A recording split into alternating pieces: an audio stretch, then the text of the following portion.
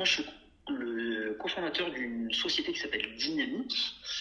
On développe depuis maintenant un peu plus de 2 ans un produit qui est assez orienté média avec une approche très digitale. Et la philosophie de ce média, c'est de mettre en lumière tous les acteurs locaux d'une ville, et en l'occurrence d'une petite ville, grâce au numérique, et donc de promouvoir toute l'actualité locale à destination des habitants et éventuellement de ceux qui veulent visiter une ville. Ça, c'est le média qu'on fait, c'est ce qu'on développe depuis maintenant presque 2 ans. Historiquement, on est implanté à Digne-les-Bains, d'où le nom Dynamique, vous l'avez peut-être compris. Oui.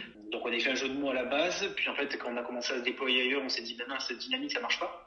En tout cas, ça marche pas partout. Du coup, on a un peu renommé tout ça, on a mis un gros coup de propre dans tout le côté marketing et communication. Et donc, du coup, on a renommé notre produit Vie ma vie pour mettre en lumière la vie de nos villes. Aujourd'hui, on est implanté à Digne-les-Bains, à Sisteron, à Manosque. Donc, on a plutôt un rayonnement alpin, en l'occurrence Alpes-de-Provence. Et là, l'idée à terme, c'est de pouvoir couvrir les départements limitrophes 04, 05, 83 et peut-être 06 à terme.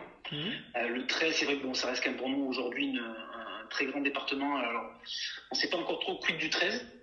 C'est vrai que c'est un peu l'opportunité qui fera si on se développe là-bas.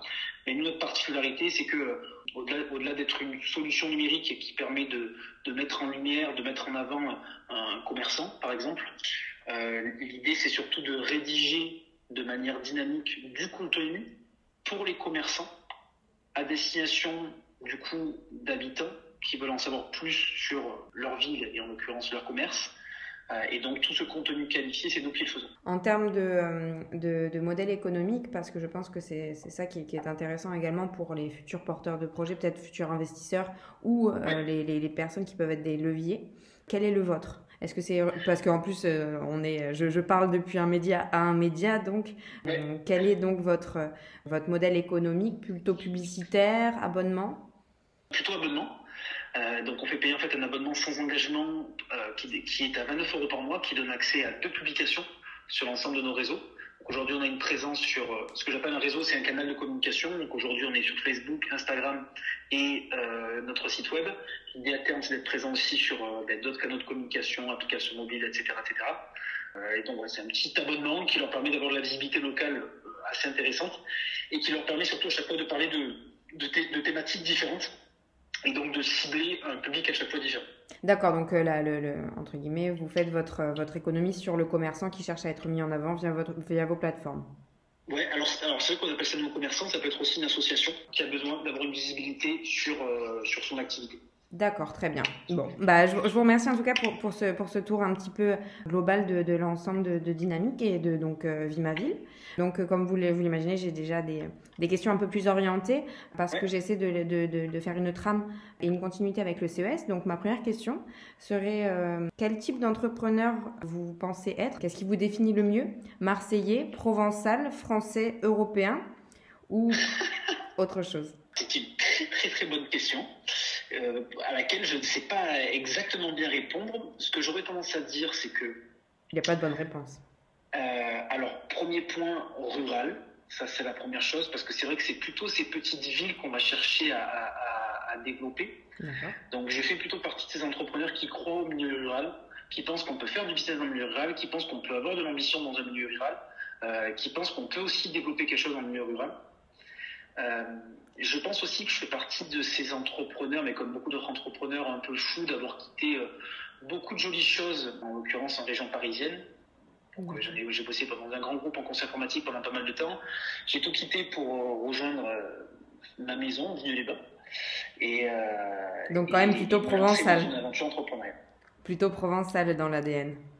Ouais, plutôt provençal dans l'ADN. Alors, il n'y a rien d'exclusif pour moi quand je dis provençal. Au contraire, l'idée c'est d'inclure tout le monde. Mais c'est vrai qu'avec plutôt un accent du Sud. Si la question c'était ça, c'est plutôt avec un accent du Sud. D'accord, c'était ça la question. Que représente pour vous donc le CES comme événement pour un entrepreneur comme vous d'un point de vue personnel et donc également à l'échelle du projet Vie ma ville ? Alors ça représente beaucoup de choses, beaucoup de pression et beaucoup de stress, mais aussi beaucoup de visibilité parce que c'est vrai que c'est un événement qui est reconnu comme internationalement, qui permet de toucher beaucoup d'acteurs, que ce soit des décideurs, des acheteurs, du grand public, à consommer un produit A, B, C ou D. Donc pour nous, c'est aussi l'opportunité de présenter à notre humble échelle Vie ma ville.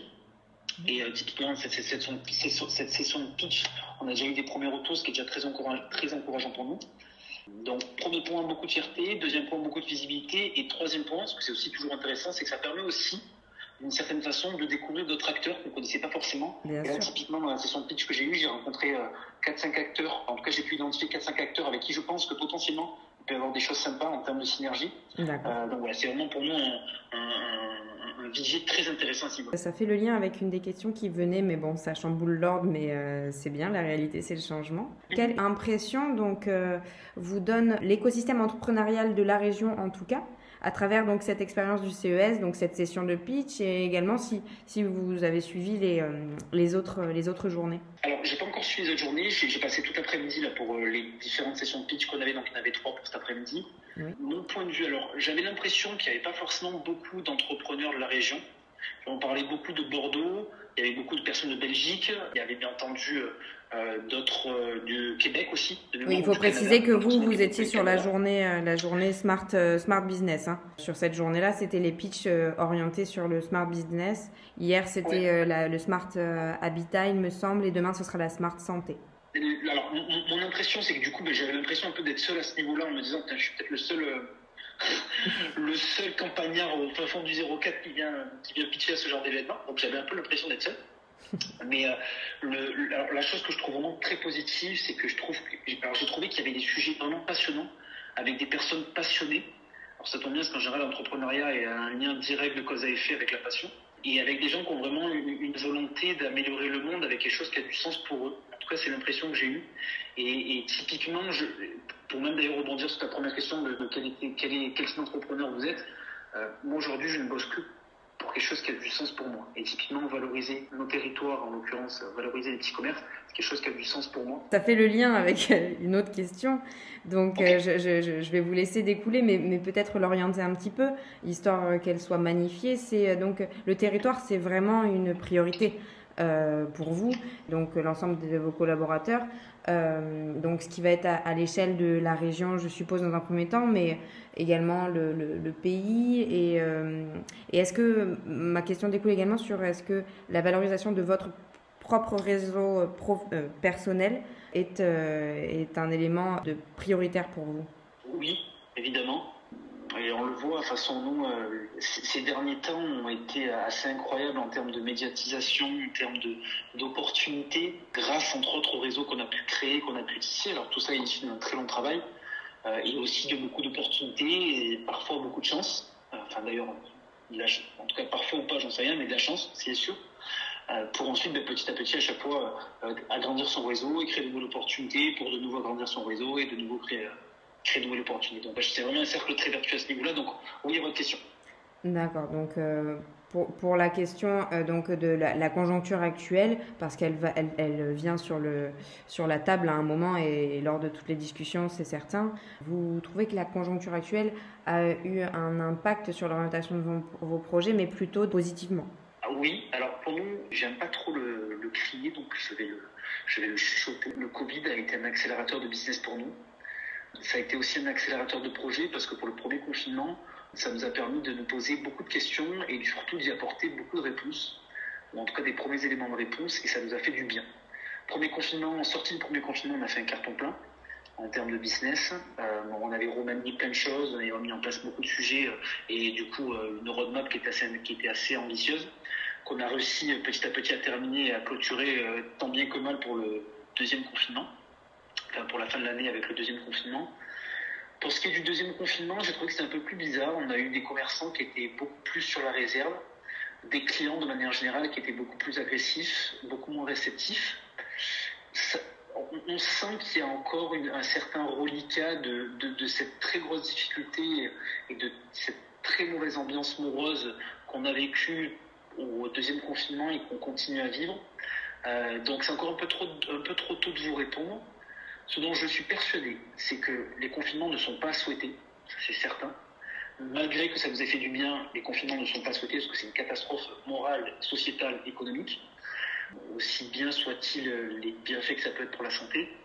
Mais Ce que vous voulez en dire, c'est que vous avez fait montre d'une forme de résilience vis-à-vis de cet événement que personne n'avait prévu et qui vous a permis au sein de l'entreprise d'opérer certains changements qui ont été qui ont découlé sur de bonnes choses.